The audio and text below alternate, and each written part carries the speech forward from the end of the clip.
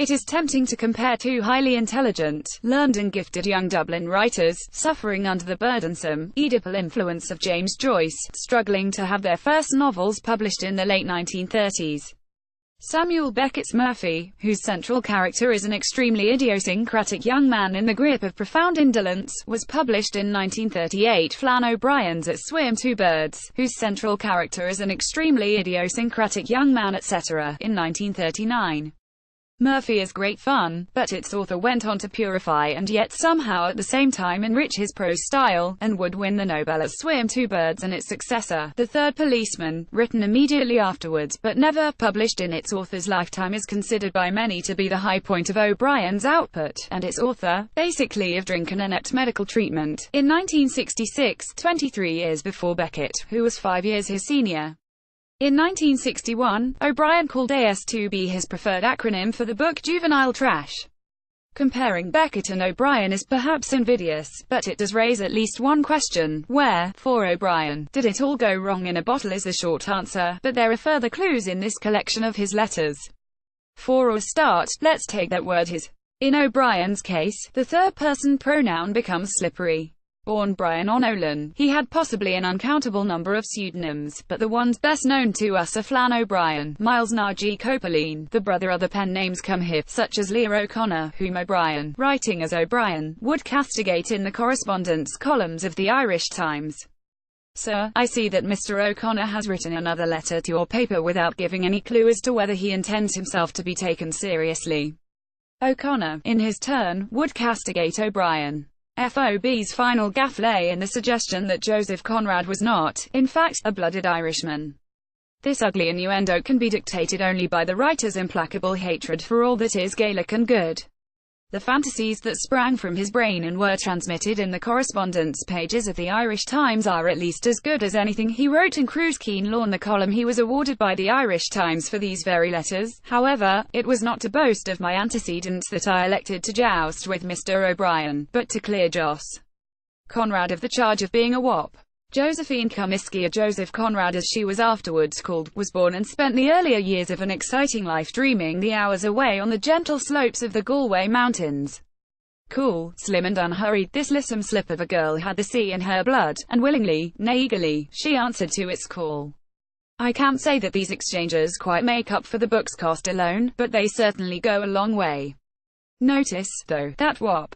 Here, I think, the racial slur is inverted, turned in on itself as part of the joke, as if to say, only the kind of idiot who would believe this would use the word wop, which, deliberately, isn't even the right word.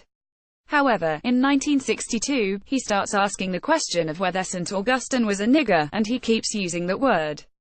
Me Blong, in a nicely judged footnote, says that this usage and O'Brien's views on this matter unquestionably disappoint, but she directs us to a Cruiskeen Lawn column of 1943 in which he points out that racist discourse can lead to the anti-Semitism of the Second World War. She doesn't quite define her terms, though. The point is that, as you can see from these letters, O'Brien was to become more irascible, nastier even, as he aged, and years of work and lack of appreciation, not to mention booze, chip away at his self-esteem. There are still jokes, but they have a sour edge, and the fact that the MS of The Third Policeman was festering away in a drawer, like a shameful secret, can't have helped matters. He cannibalized it to make the inferior the Dalkey Archive, but at least it gave us the name of this admirable imprint. Add to all this the kind of melancholy which is often a feature of talented comedians with more going on in their brains than they can express under one name, and it is all rather horribly understandable. Cf. Peter Cook, in his later years, going on radio talk shows in the persona of Sven, the depressed Norwegian fisherman. But when the jokes are good, they are ing. Anthony Cronin, O'Brien's biographer, considered his skits on, say, Ibsen's toupee falling into a soup tureen facetious and impossible to find funny today, but I beg, very much, to differ. To continue the adventures of Joseph Conrad quoted above, and I have to quote at length to give the effect, the years had left their mark on Josephine Comiskey. No longer cool, slim nor unhurried, it was a warm-hearted, buxom matron that won the affection of Sand, tired out by a life spent tuning Chopin's grand piano. The ceremony which united them was a simple affair, the service being read by Captain Conrad himself in a chop suey joint in the European Quarter. The rest of my story is common history. How they came to live at Hawley as paying guests with Ibsen and my father waiting on them hand and foot. How Sand's tuning key came to take its place with his wife's goatee over the massive fireplace in the dining hall, where, I understand, they may be seen to this day on payment of a small pourboire to the guide. The rest of my story is common history is hilarious, surely, and the word pourboire is the flourish of one who can make the English language dance for him as he could make Latin and Gaelic dance, too. Or try this: it occurs to me that Mr. O'Connor's letter is not intended to be taken seriously.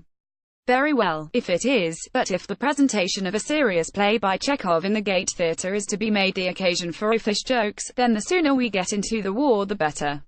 Several targets are being hit here: the Dublin cultural scene, the very notion of pedantry, and, with bizarre genius, Irish wartime neutrality. This is 1940. But also, most tellingly, O'Brien himself. O'Brien's career revived in the last years of his life, and even this magazine can congratulate itself on having played a small part in this, having given him good reviews of At Swim Two Birds both on its original publication and on its 1961 reissue, which reintroduced him to an appreciative public, and to this day AS2B remains, I think, the book that people pretend to have read more than almost all others except, of course, Ulysses. The giveaway is when someone places equal stress on each word, rather than on the second, which a certain well-known historian, whose name I have promised to keep out of this, would do well to remember. As is often the case with volumes of collected correspondence, this is primarily a book for scholars, but you don't have to be too much of an O'Brien academic or obsessive to enjoy this.